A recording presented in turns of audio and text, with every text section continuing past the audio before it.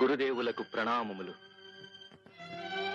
భగిరా సుతసేన, నా అజ్ఞాత శిష్యుడవుగా ఆత్మబలంతో అస్త్ర విద్యను సిద్ధించుకున్న నీ దీక్ష ప్రశంసనీయం. కాని గురుదక్షిణ లేని విద్యాఫలం ఎవ్వడూ ఏనాడూ పొందలేడు.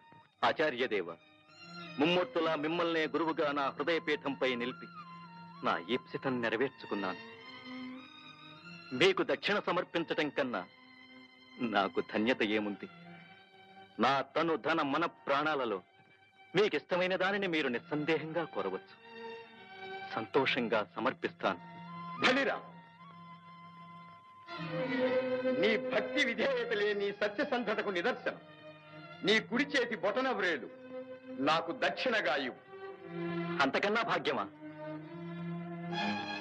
అన్నా అన్నా, ఈ గురువుల దుస్సంకల్పానికి నీవు బలి కావద్దు.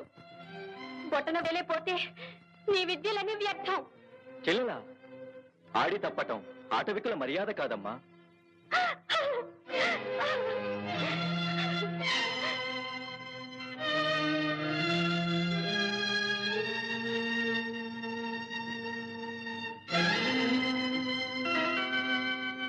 ద్రోణాచార్య, ఏమిటి అనాచారం? గురుదక్షిణ స్వీకారం, గురుకుల సదాచారం. ఎవడు గురువు, ఎవడు శిష్యుడు?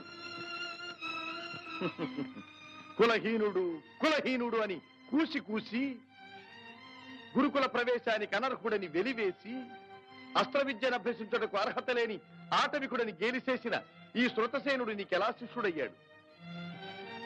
ఈతనికై నీవు శ్రమించినదేమి? ఈతడు నీకలా అభ్యసించినదేమి? ఓ ఈ కుచ్చితపు వాపడ! అమాయకుడైన ఈ ఆటవికుని వంచడానికి నీకెలా మనసొప్పింది?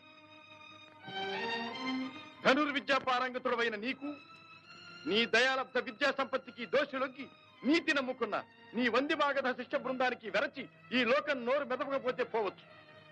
కానీ ఇది నీ వృధా ప్రయాసం.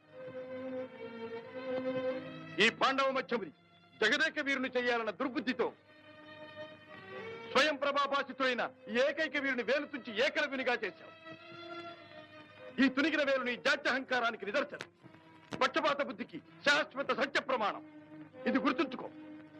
ఈ అర్జునునికి ప్రతిజోదై కర్ణుడు మేన ప్రాణములున్నంత వరకు వెంటాడతాడు. మర్చిపో.